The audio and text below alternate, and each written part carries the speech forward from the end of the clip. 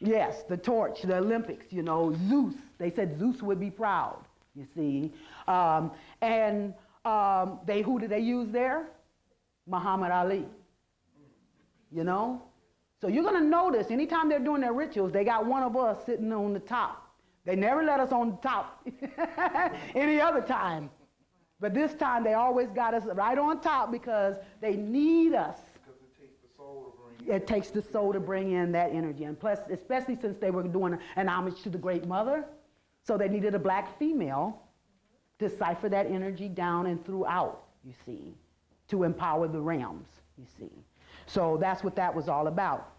Now we get to the Super Bowl in New Orleans, 2002, okay.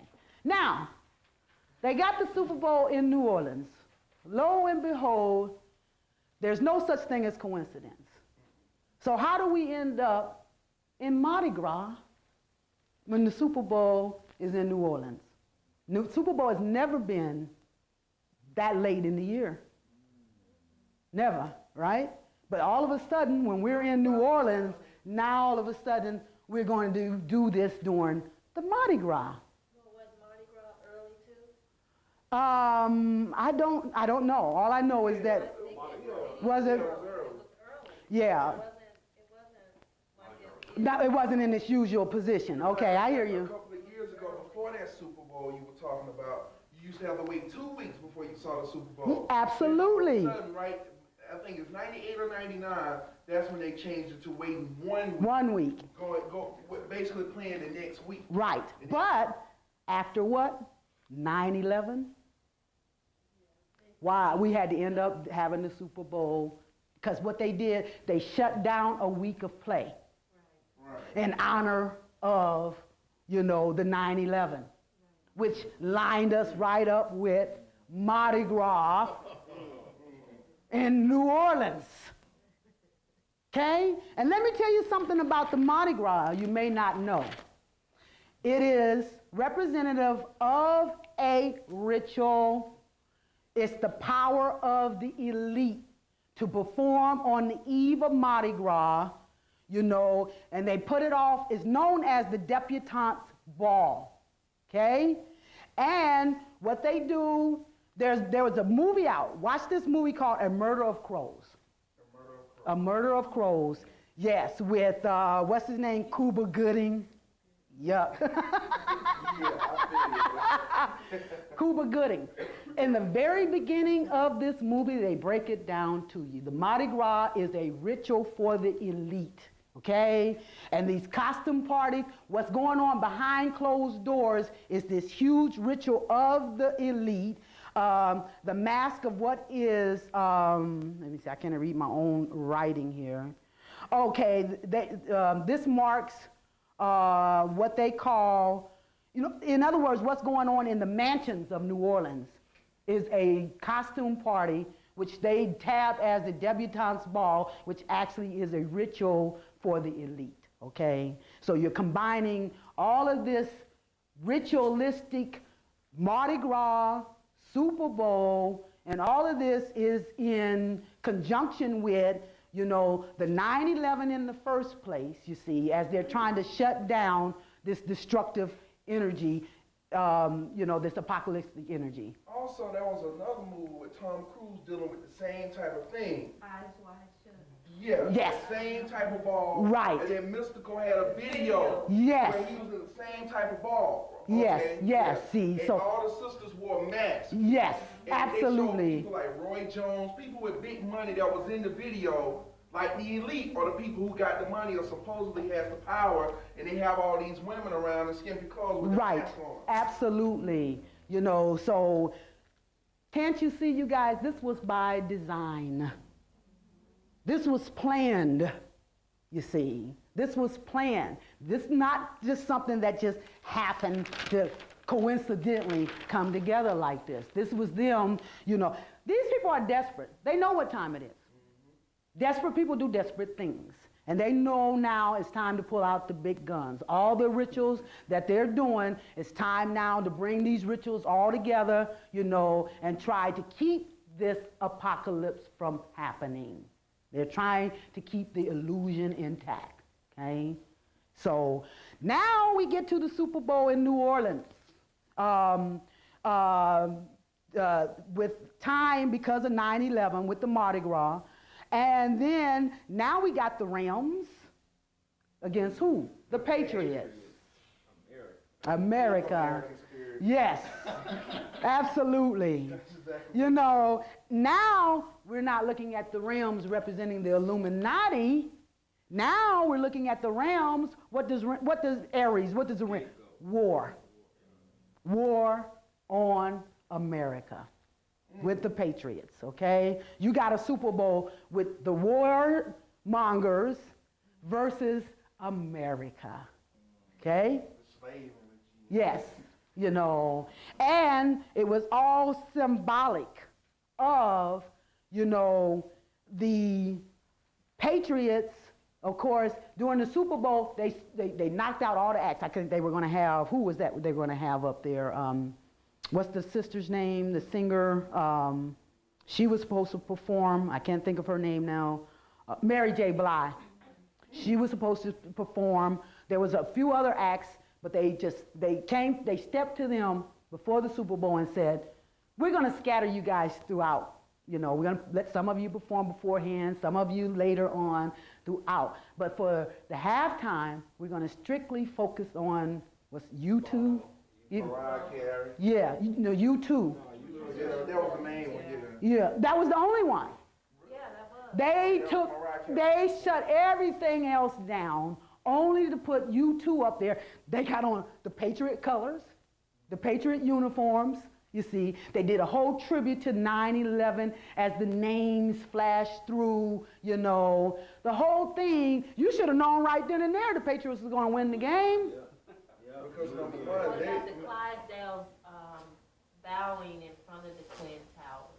Oh my, see, I didn't see that, you know. You talking about I know what you're Yeah, the horses, yeah. sun energy. Yes, absolutely. Bowed down in front of the Twin Towers. Absolutely, so. I think I called you something. I said, did you see the ritual going on? Yes, the ritual. And it was all about the Patriots. And I said, let me see, because I was remembering Atlanta Super Bowl. I said, so let me see what they're trying to indicate here. Let me see what this halftime Super Bowl is going to show me. And I had all Patriot, wasn't nothing but Patriot. What does that mean? He was standing in front of the stage, was in the shape of a big black heart with a red line around it. Yeah, the heart of America. That's what he's been on his tour. Yeah, and He's having that on his tours now. yeah. Oh, okay.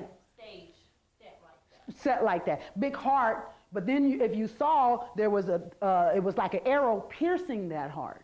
Okay, so an arrow piercing the heart. Okay, so it's like the piercing, the piercing of the heart of America, and it's going to be through the Patriot. And then there was like a little symbol that it was like a heart, and then you saw an arrow, and then you saw two things coming out the side, okay? It was like, we're going to get through this, through our patriotic spirit, we're going to get through the war on America that has pierced our heart. Absolutely, this symbol here. And there was a, when I first started going to Bobby Hebben's lecture, when he was still over there on Edgewood, and I remember we were doing a lecture and this guy showed up, and this guy, his energy was just, you know, you just felt him. And he came and he stood and he just stood against the wall and he did that symbol. And you could feel him. And it was her name, Aphrodite, Sister Aphrodite, she's the priestess, the Yoruba priestess. She walked by him with her cane. And she tap, tap, tap, you know. And then she walked by him again and tap, tap, tap. But he still wouldn't leave. So she finally went over there and asked him to leave, you see. Because he's just standing there with a real evil look on his face with that symbol, you see. And when they got outside, they were in an argument, you see. He was debating her about the merits of us being there and the information that Bobby was trying to put out.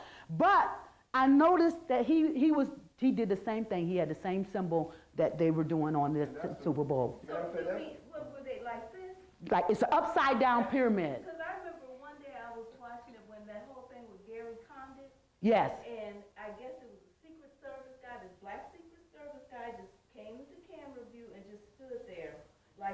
Yes. And just stood there. And then when the lecture, you know, when Gary Condit was finished with his talk, then he moved back out of camera view. Yes, that's it. And see, and it's an upside down pyramid. And if you'll notice in Atlanta, if you're going down toward downtown, it's one on the building up there. It's an upside down pyramid. And I've had people say that when they get toward that spot, they can feel like a swerve in the energy, okay? You see, so it's something, it's a disruptive symbol. And the heart that was pierced, the arrow that was piercing the heart was that upside down symbol. That's what was piercing the heart, you know, that was surrounding the stage that U2 was on. Thing about that, U2, they're not even from America. I think they're from London, Ireland. I know. And that's one of the main places where the monarchy who set up this structure over here operate out of. Right, because the people that were in cahoots, when I read about Hercules, he had to go get his brother, he had to go get his beloved friend, Hermes, you know. In other words, he saw that it was too much for him by himself to stop this destruction or this apocalypse. So he went and got his friend, which is England. Which is England, because remember, Aaliyah was going to be a sacrifice for the Queen Mother of England. Right. Okay? So they came in and played their part, you see, by taking out Aaliyah, you see. And so it was all England and them in cahoots. That was their friend that was being symbolized when I read about Hercules getting his friend to help him shut down this destructive feminine energy, okay? Which represents the apocalypse. They don't want the apocalypse. We do. It's time to let this bitch die. You know, so Mother Earth can rise to her sacredness, you see. But if we do that, they lose their control. They lose their power. Our rise is their demise. So they're doing everything ritualistic to symbolize, you know, stopping this apocalypse. And that first clue was them going through that twin gateway, which I just read to you, was how Hercules is supposed to shut down the apocalypse, okay? And then they want to antagonize. See, and I call Atlanta Armageddon land, because this is where the change is going to take place. When you turn Atlanta, you turn the world. We got the most spiritually dead people here because of this Bible Belt, you know, mentality. You see, so if you turn Atlanta, the rest of the world comes easy. And I call it Armageddon land. Now, during this 9/11 thing, when they shut down all the airports, I live near the airport. Okay? When they shut down those airports, planes was coming into Atlanta like they was going over my house, zoom, zoom, zoom. You know what they were doing? Bringing in their troops. This is Armageddon land. And remember me reading you from the Bible how they were going to gather their troops in Armageddon land to fight against God? So what they did was they took out the daughter, shut down, went through the twin gateway to shut down the apocalypse, and now they're gathering their troops in Armageddon land to fight against God, as they figure they have antagonized Saturn to come and avenge his daughter, you see. And so and then I heard it on the news. Oh, we got 30,000 troops at Fort McPherson. Right. We got 20,000 troops at Fort Dobbs. We got so many thousand troops at it's another fort. It was three. Fort Benning, okay? So, and you know they're not telling you, if they're giving you 20,000, that means they got 50,000, right, okay? So they were bringing their troops, and not to mention that Hartsfield is the most busiest airport there is, okay? Well, everybody was talking about, well, Atlanta's going to get hit. Oh, no, they weren't worried about Atlanta getting hit at this time. No, because, you know, they were protecting Hartsfield, because this is where they were going to bring their troops in at, you see. This is Armageddon land, you see. This is where they're going to stand up and fight against. And now they got a martyr on the block talking about Alamein, you see. Yeah. You know, it takes a martyr. Yeah, you know, where they gave him life without parole, you know, but it's still a travesty here. But that is another reason. See, Atlanta is very significant. It's the city of metamorphosis. It's Atlantis, the counterpart, you see. This is one of the reasons why it is such an important and strategic spot here, you see. So that's what that was all about. Now, let's see, part 2. Let's see. It says the earth is in the final throes of regenerative transformation. Okay? It's a process where the earth comes in conformity with the laws of the universe, which are the laws of righteousness. Mother Earth, from our physical perspective, is actually daughter Earth in the universal scheme of things, and is in the alchemical process of becoming a sacred planet. As our mother, we are the individual physical manifestation of this process of physical transformation into spiritual beings. Mother Earth is the planetary demonstration of a universal process. To become sacred, she must become full and whole, demonstrating the laws of righteousness as exhibited by qualities of each of the signs of the zodiac. Only until all of these principles are enacted can this process be complete. Leaving out just one principle would not be whole or complete and cannot reside within the sacredness of the universe. Mother Earth in her physical energy flow is going up against the grain of the universal spiritual flow and thereby creating a degradation or a breakdown or falling away of those things that must be purged to reverse this energy motion. And in order to accomplish this reversal or transformation, a crucifixion process signaled by the fixed cross of August the 11th is unfolding. Now, any of you that have heard me talk, you've heard me mention time and time again that August the 11th, 1999, when all the planets were sitting in the 4 fixed signs of the zodiac, which represented or signaled the reversal of the energy from the physical to the spiritual rotation, okay? So we're in the 3rd cycle of that. From 1999 to 2000 was one. From 2000 to 2001 was the 2nd cycle. And from 2001 to 2002 is the 3rd cycle. Everything happens on the 3rd cycle. In other words, we are starting to see the repercussions of that energy manifest now as we are, the 3rd cycle is unfolding, you see. And that's why they are getting desperate. Their plan is to have the New World Order set up by 2003. That's been their plan, okay? And in some of my prior lectures, I mentioned the fact of the Mayan calendar, which says 2012, December 21st. This is when, because see, time is dropping right now. We're blending dimensions. 3rd and the 4th dimension are blending. And time is actually dropping, okay? We probably only got between 12 and 14 hours in the day at this point, okay? Right. And so what's happening is by 2012, it'll be at 0 point. Which is where the Earth stops and gets ready to reverse. Absolutely. This is when when we're lined up with the universal forces to make our crossover, you see. That's when the gateway opens. That's when the gateway opens, okay? So we've got 10 years to acclimate ourselves to this new paradigm that we are going into, okay? And these people understand that, and they're doing everything to circumvent that. They're spraying stuff in the air because we're getting help from other galaxies, you see, because this is a universal thing. Right. The universe is trying to come into balance, you see. Mother Earth, which is daughter Earth, represents the princess. We've already heard about the prince, which is the son. We've heard about the king, which is the father. We've heard about the queen, which is the mother. And if the number 4 is balanced, all we need now is the princess to balance that. The mother, the father, and the prince has already taken their place. Now we need the princess, which is the number 4, to bring that balance in, you see. So if they can stop her from taking her place among the royal family, then they can circumvent the royal rulership from coming back in and return righteousness to an unrighteous civilization.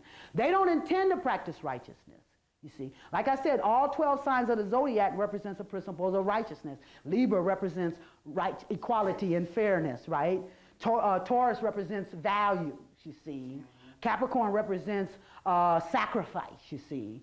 So if you leave one out, you're an aberrant entity. You're still in the physical rotation, going against the grain of the spiritual universal rotation, you see. So they want to continue this unrighteousness because that's where their power comes from. Because if we turn to start and empower ourselves through these righteous energies, then they lose their power. So this is why they're trying to circumvent that. They're spraying. They got the heart program going on. They're messing with our food. They're taking the seeds out, which is where the information comes from our mother, you know, Mother Earth. They are doing everything to circumvent us from stepping into our empowerment, taking our rulership and claiming that rulership, you see. So that's what they're desperately trying to do, keep the illusion intact so we don't see through the illusion. Because right now, we are supposed to be the vanguards. And you probably heard me say once, I'll say it 1,000 times, the white man had to rape Mother Earth of her materials to empower himself because he didn't have it within him. But the greatest deception came when he convinced us that we had to empower ourselves the same way that he had to empower his self. Because we do have the same thing in us that Mother Earth has in her. We don't need the material because we have the power, okay? So they don't want us to see that. They want us to remain deluded about that, you see. So this is why they are trying to keep the illusion, which is the twin gateway. See, the twin gateway represents Gemini. You know, yeah, the duality of illusion versus reality. But we have to understand that reality is spiritual. Physical is the illusion, okay? The physical is the illusion. All we are vessels of the spirit. Reflection of the spirit. That's the illusion. Okay? They don't want the illusion to be, you know, exposed, see? So that's why they're fighting so hard against that, because they know it's transformation time, you see. It's time for them to lose power and for us to step up to ours. Now, we were supposed to be the vanguards. We were supposed to stop him from raping the earth. We were supposed to say, you know, hey, you know, we were supposed to, but yet and still, we still, give me some too. Fighting for ours too, you see.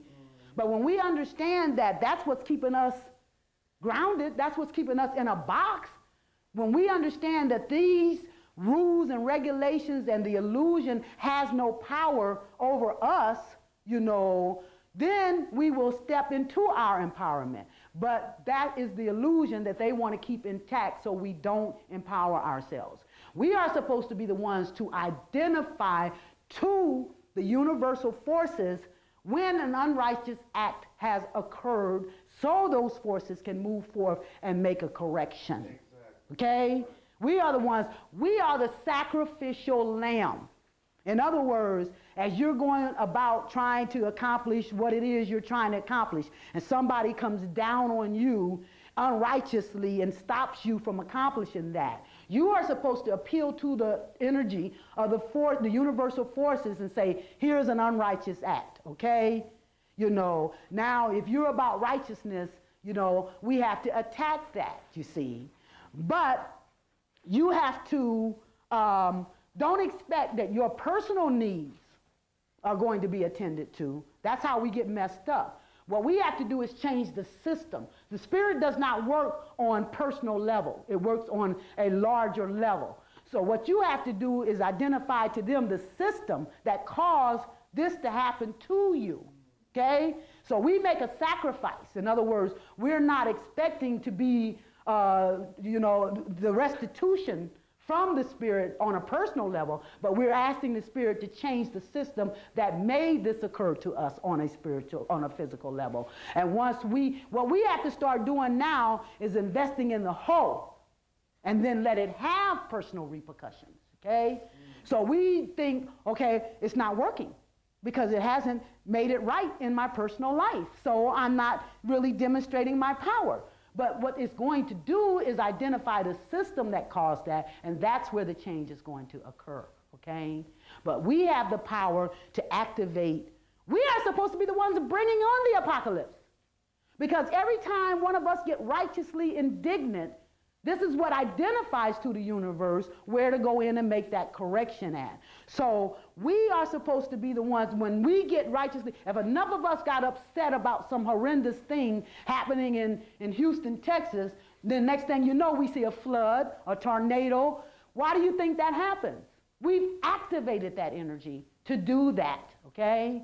Our power works through nature. It works through the elements. It works through the water, the fire, the earth, and the air. So, you know, so we can bring up an earthquake if it's an earthy thing. You know, we can bring up a tornado if it's an air thing or a mental thing. We can bring up, you know, the heat waves, you know, if it's passions that's under attack. We can bring forth the, what did I leave out? The air, fire, earth, water, the floods. You know, the rains, the torrid rains. That's our energy that can activate these things to happen when we identify the unrighteousness of what is occurring, you see. The universal forces, which is about righteousness. In other words, you're saying, okay, universe, if you're about righteousness, and for us to become a sacred planet, we have to restore righteousness. That means we can identify to the universal forces the unrighteousness, and it should move forth and attack that area. We want the apocalypse, you guys. Stop propping this up. We're propping up the illusion. We're keeping ourselves in oppression, because as soon as we break the material bondage that liberates us, you see, a lot of us are afraid to make that step because we're still hanging on to the limitations that the physical world has programmed in us that makes us think we're subjected to that. We got to come out of this victim type mentality because we're the most powerful beings of the universe. But if we don't claim that power, then, you know, we are going to be victimized. And like I said, anyone who can define what you believe defines what you create.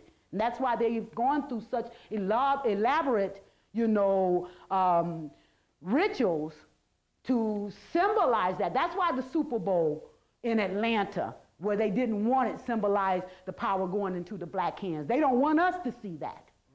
They don't want us to recognize that, you see, that we do have the power. That's why they give us the definition of nigger as the lowest of the low. And when you look in the dictionary under N-E-G-U-S, you'll see that it's the highest, the king of kings, you see, that it's the sovereign of Ethiopia, you see, because if you hear that word and you think king of king, then that's the reality you're going to create.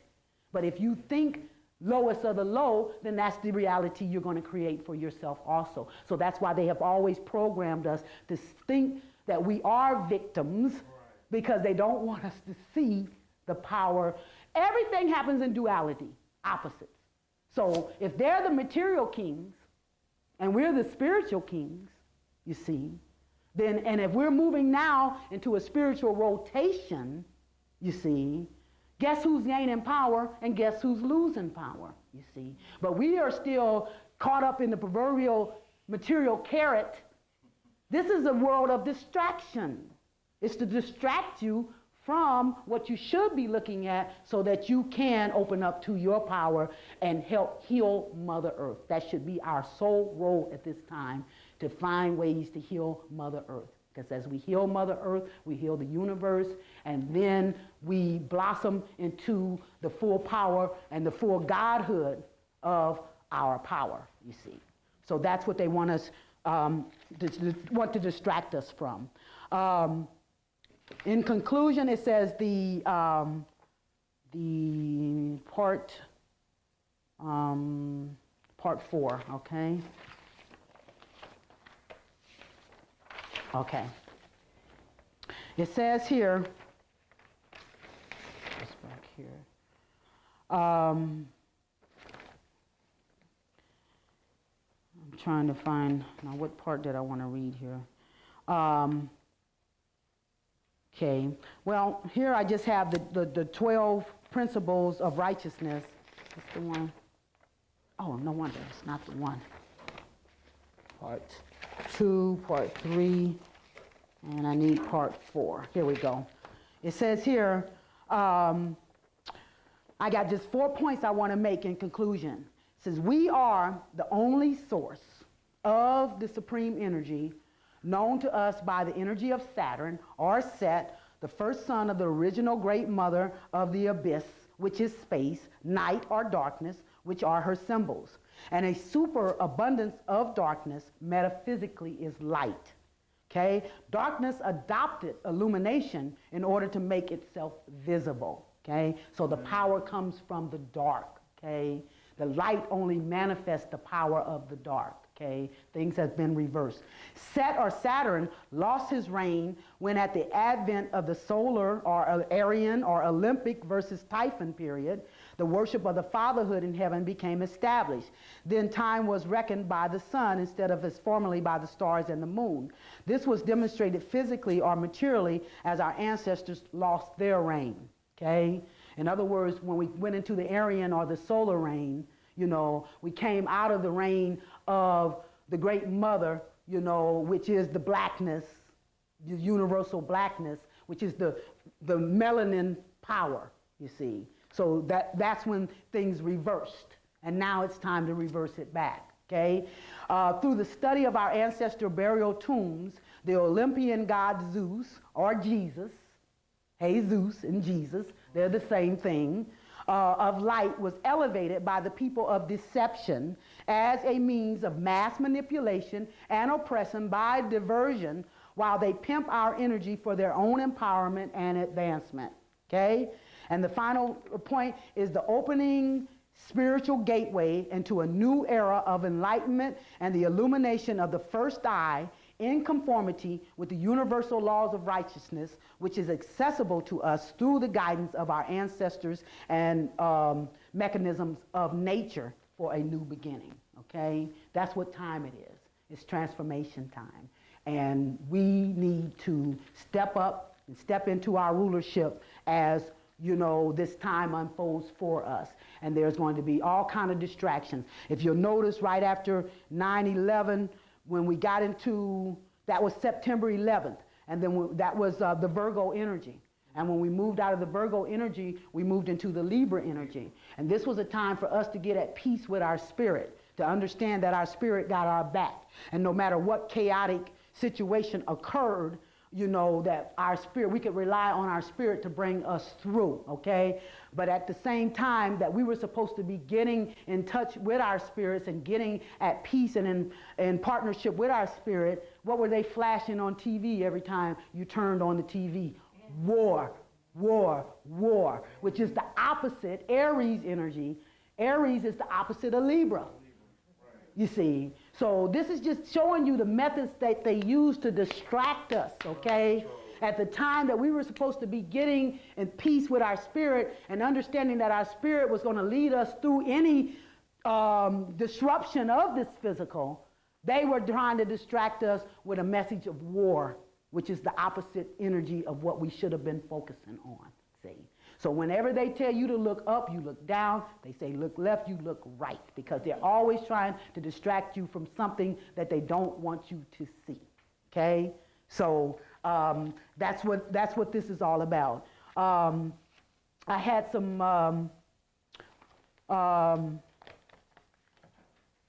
more information. What I wanted to also get in right quickly was to talk about the issue with the crematorium, okay?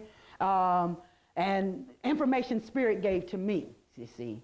And when I first really thought about it, I was like, okay, now think about this objectively. What is it that, what benefit would a bunch of white bodies have, okay? That's what we need to look at here. Let's forget about all the other issues that they got going on here and try to understand what is the significance of an abundance of white bodies. Now, I want you to understand that they may have found a few bodies scattered, but most of those bodies were in tombs. They were in vaults. They had 50 bodies in each vault. They were preserving these bodies.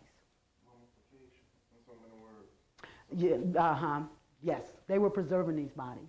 And what role would white bodies have? Okay? And this is the way I thought. I said, what purpose would they have for a bunch of white bodies, preserving a bunch of white bodies? And then I remember Bobby Hammond saying a long time ago, if they could use our body parts, we would have been gone already as black folks. But they can't put a black arm on a white body. They can't put a black arm or leg on a white body. He said, you're going to start seeing white folks disappearing because they want their body parts. You have to recognize it's an elite group, you see. It's an elite group that is controlling everything. Organs. Yes, organs. I don't know if it's so much the internal organs because, you know, I don't know how they, but anyway, I got some information from a friend of mine. He said he had got this book, and this book he read it in '78, and he said that they were talking about having the technology to now be able to attach different body parts to different bodies. They were saying as long as they had a head, this is where the bionic man and bionic woman came out. As long as they got a head, they can attach the rest of the body. And they said that they were improving this technology so that it would be, you know, available by the year 2000, okay? And they said that they was preparing that if there was a nuclear war or any type of catastrophe, that they would be ready. They would be prepared. Yes. Right. So think about what you think is going on at that crematorium, okay? And what that is all about, okay? That is all about body parts and them having a ready supply and being prepared for the disasters or the catastrophes that they know. See, they also want a disruption because they want to install the New World Order. You know, they want chaos, you see. That's why they're even doing this Alameen thing, you see. They purposely postponed his trial to after 9/11 and then put a bunch of black Christians, you know, and I don't care if they'd have brought the killer right up in their face, they still would have said, oh, he's guilty because he's a Muslim. That's what everybody was looking at. Yes. The fact that he was Muslim. Right. Not the fact of everything he had done in the And that's the reason why they postponed the trial, you know, to get this sort of verdict, okay? That's one of the biggest wars that's been going on. Absolutely. The Muslim versus the Christian. That's what this... The Holy War. Yes, absolutely. And they're counting on us getting so upset that they can pull out the big guns, you know. See, they want this, you guys. They want a reason to declare martial law. We're already in martial law, but they want to declare martial law. But they need something very chaotic in order to be able to do that and where they can come in full control, okay? I also got some information, you know, my sister back there, she got me this information, and it ties Bush in the state of Florida, the state of Texas, to another crematorium. The same things. Florida and Texas, okay? What's common about Florida and Texas? Bush. Because his brother runs for the Right. Right. You see? And they tie him into incidences associated with the same sort of crematorium expatade that happened here, okay? He has it's supposed to be someone who contributed to his campaign. They call him SCI, Service Corporation International, which was a main contributor to the Bush campaign. And so, you know, so they had to clean him up and get him out of the spotlight in time for election, you know, as far as him being associated with that crematorium thing that came down through the Service Corporation International. So I wouldn't be surprised at all if they're not a part of what went on here at this crematorium and they're trying to cover it up, and the best way to cover it up is to get a black scapegoat. Because nobody will look beyond that. They already on the warpath. They already in a mentality now. Right. How dare these niggas come forth and do this to us, you see. Right. So they're not even trying to look beyond the surface of what is going on here because they got a black scapegoat. And how did they get them? I say they're all clones. Because you did not see a sparkle in that dude's eyes like you would. He looked like he's cloned. He don't even, you know. When he walked in, it's like he had no emotion or no feeling. Yeah. Another thing I wanted to add to what you said, which goes on with what I received the spirit also. Studying metaphysics, I learned a lot about Satanism and necroism. And this is how you so-called get a person's soul or their spirit to leave a certain body so they can use certain technology to put, or in some other words, to put a demon or a spirit of their liking into a body. Absolutely. And that's the first thing I thought about when that happened. And let me tell you, I just recently came back from Houston, and the first thing I noticed when we were driving into Houston, me and my daughter-in-law, was all these chemical plants. Chemical plants, chemical plants, chemical plants. And then as I started talking to the people there, they said all the children have asthma.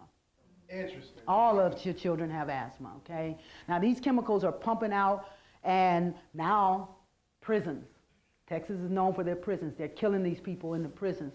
Now you have these chemical plants pumping out, and it's breaking down in other words, it's making these people very susceptible to spirit invasion.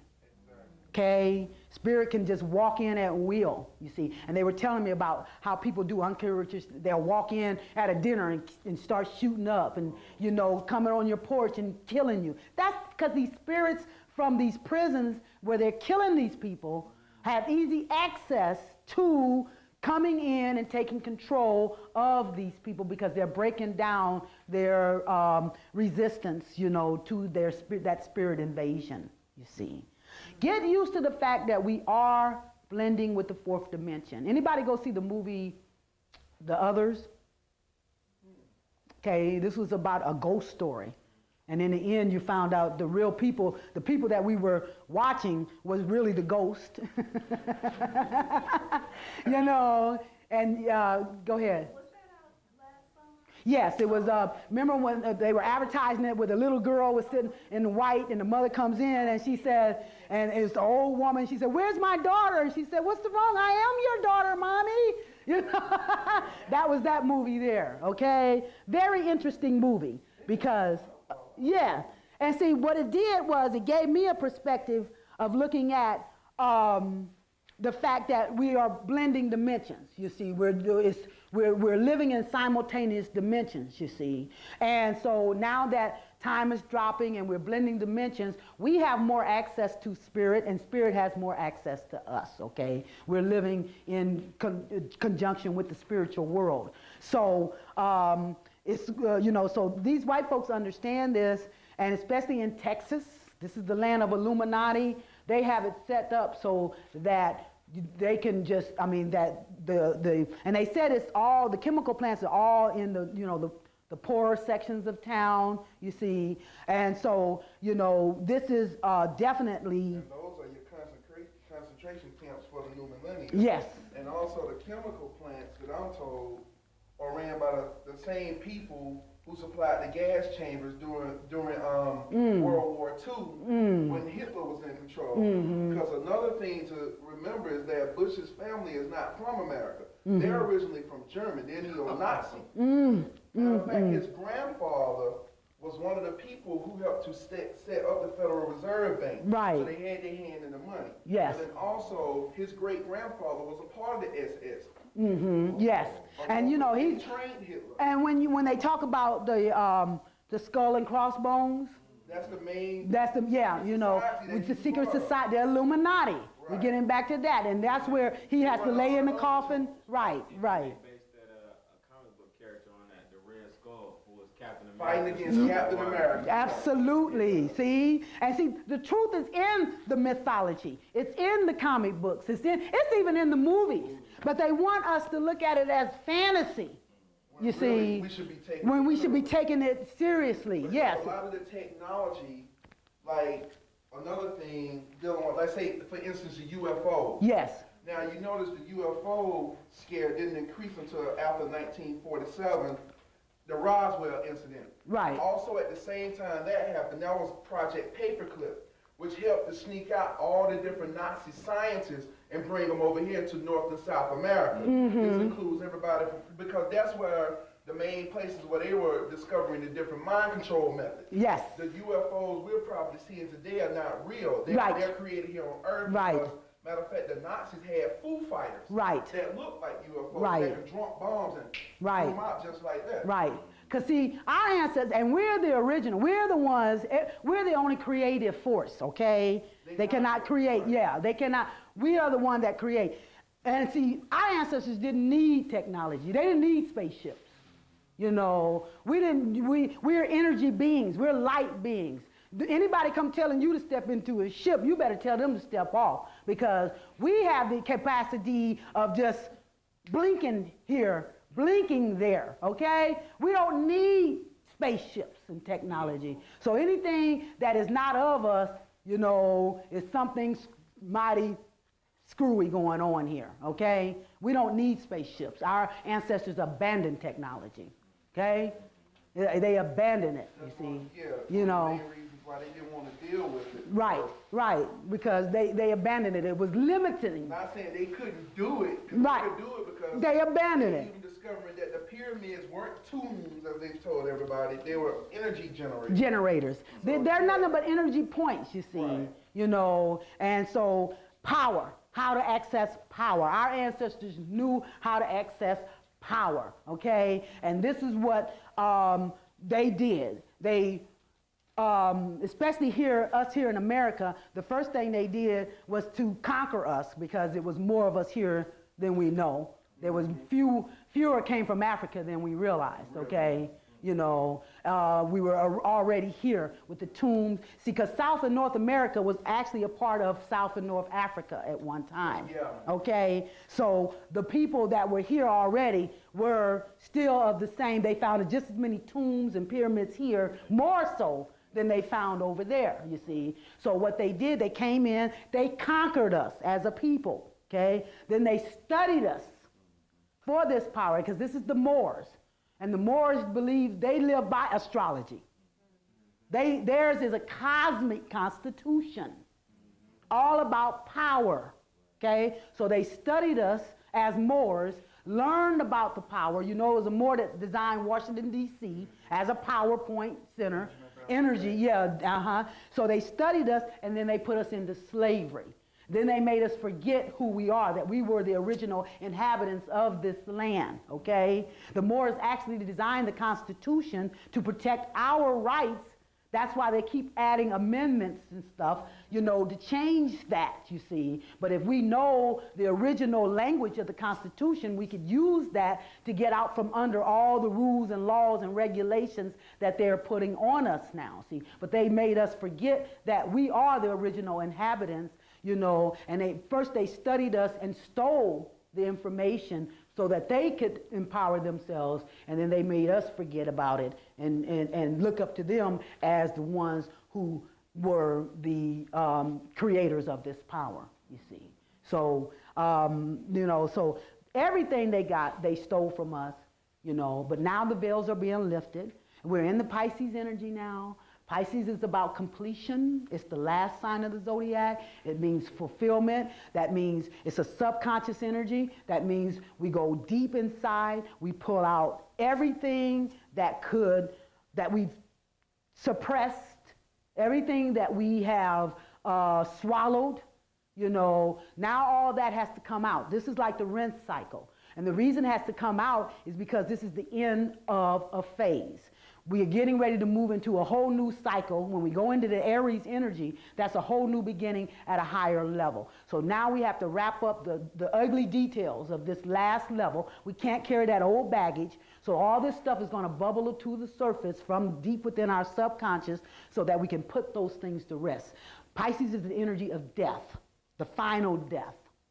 You know, putting to rest all those issues that will come up and bite us in the ass as we move on to a new way of operating. We got to wrap those up and put those to rest, you see. That's what this Pisces energy is doing, because as we step into Aries, it's time for a new beginning. We step into our warriorship.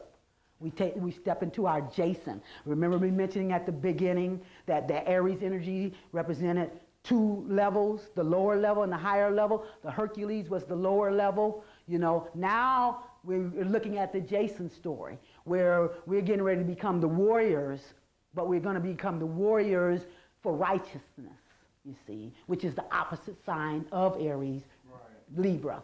Okay? And I never talk about one sign without talking about its opposite, because then you're getting the full contents of the message, you see. That's what they've done. They've programmed us literally so we don't see the bigger picture, you see. We got to start looking from a universal perspective. And then we can start operating in our fullness. But as long as we only come from the physical, we're only operating at half mass, you see. So we have to start now seeing, when things happen, what is the universe trying to say? Bump what the newscaster is telling you. What is this signaling from the universe, you see? Like I keep using the example of the black woman that got killed at the Olympic bombing here in Atlanta. What was the message from the universe with that?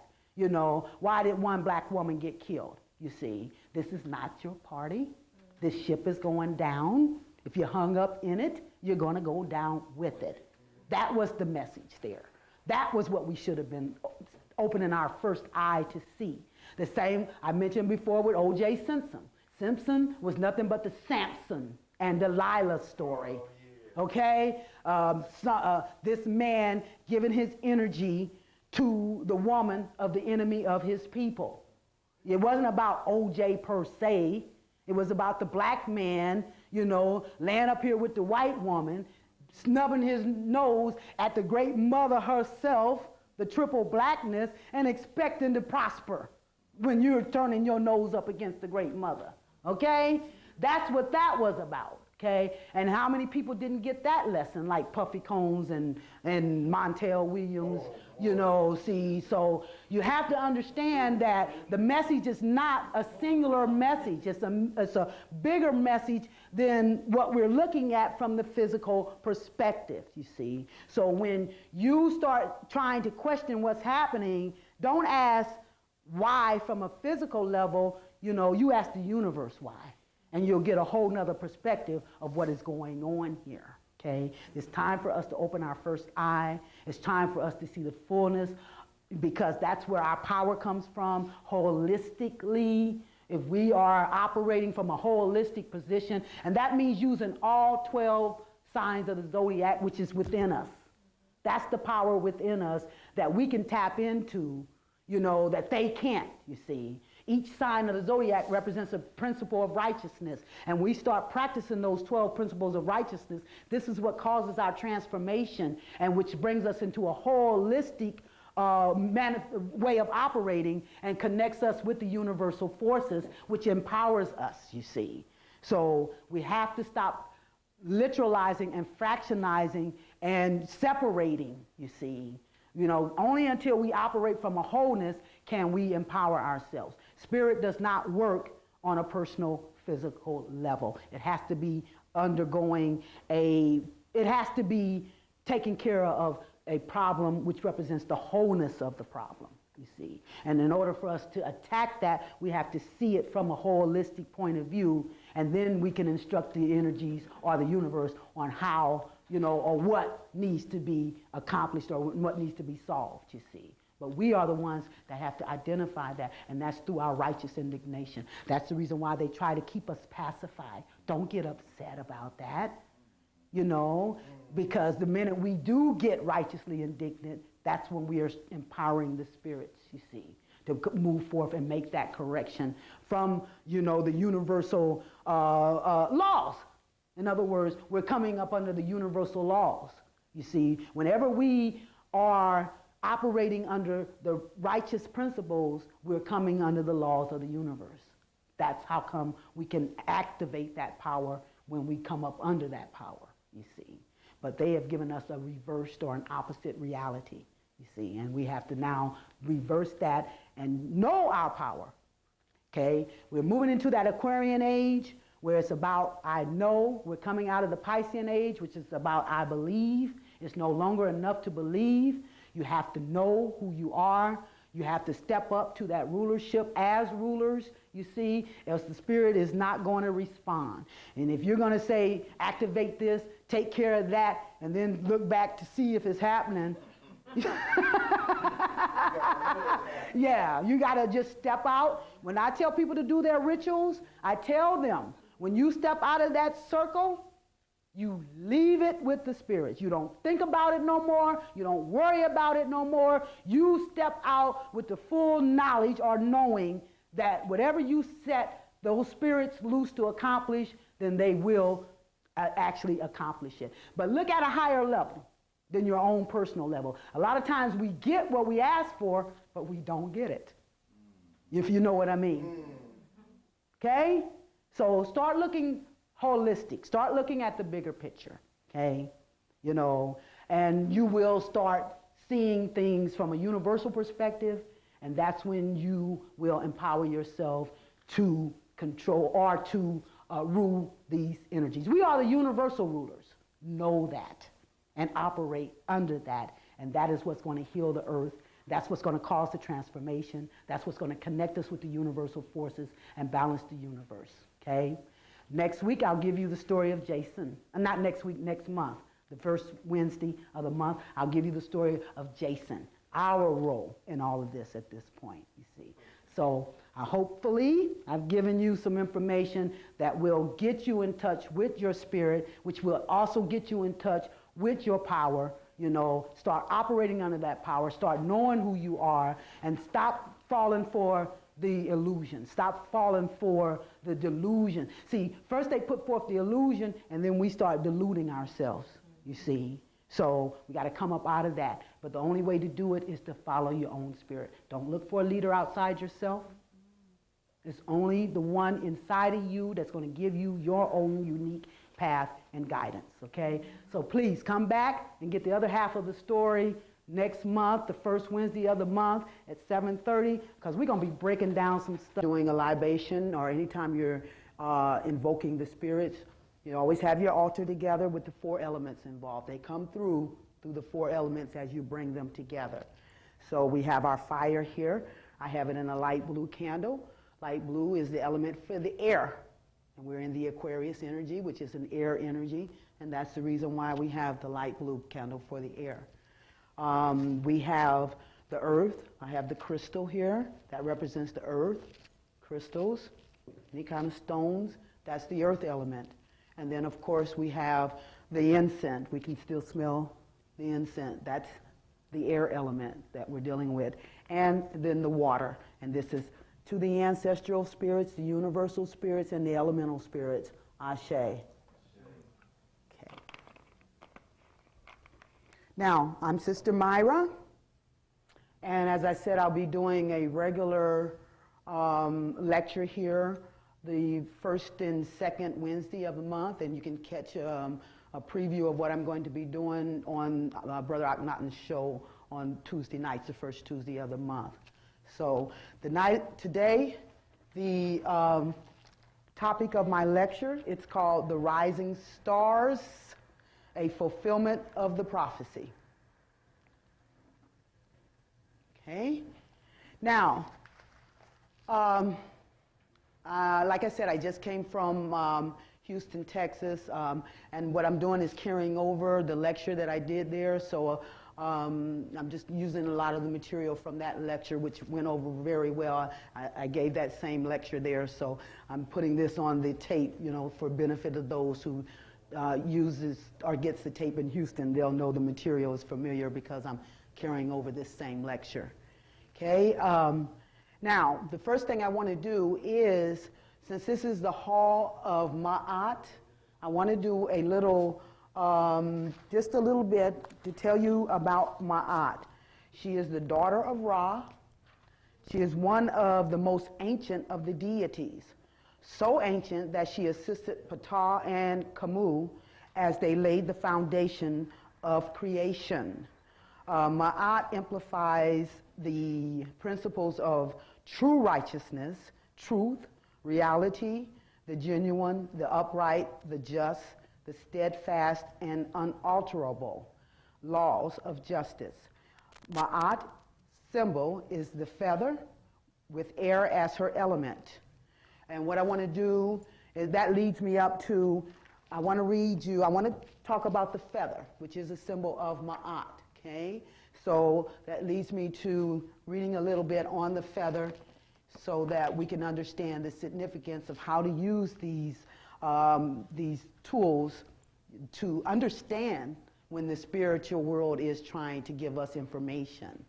We get our information through, like I said, the elements, which is nature, see. So all of the animals, all of the elements, all of these things come together and connect with us so that we can get some spiritual enlightenment. This is how we understand these things. Okay. Page 91.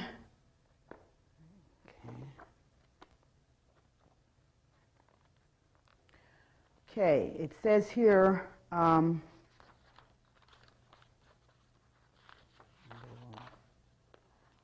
feathers are symbols of the accomplishment of rising from the terrestrial world, of being free of the gravity of the mundane world. They are symbols of balance and of the wind. They are commonly used to symbolize all creator gods and goddesses, those who breathe life into humanity. When a feather comes into your possession, it can help give lift to some area of your life. It can be used to help insulate and protect you against elements within your life. The kind of feather and the bird from which it comes can help you to determine the specific element in your life from which it will help lift you and protect you against. For example, a dove is a bird that is often associated with peace. To the Hopi, it would lead them to sources of water. A dove feather can thus be used to protect your own sense of peace and help you find that which will quench your greatest thirst at the time you encounter the feather. See? I always tell everyone, when you walk upon a feather, pick it up. Okay? It does mean you've been practicing the principles of Ma'at, and you're about to be rewarded. But you have to receive the feather in order to receive the gift or the reward. So pick it up. You know, that is your gift.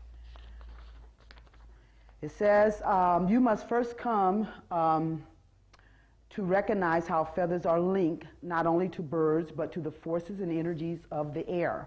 Many traditions have spoken of the varied expressions of nature. They have often described entire dimensions of life associated with the elements that are generally invisible to the human eye. These we know more commonly as members of the fairy realm. The fairies, elves, divas, and spirits that work with and around humans through specific elements.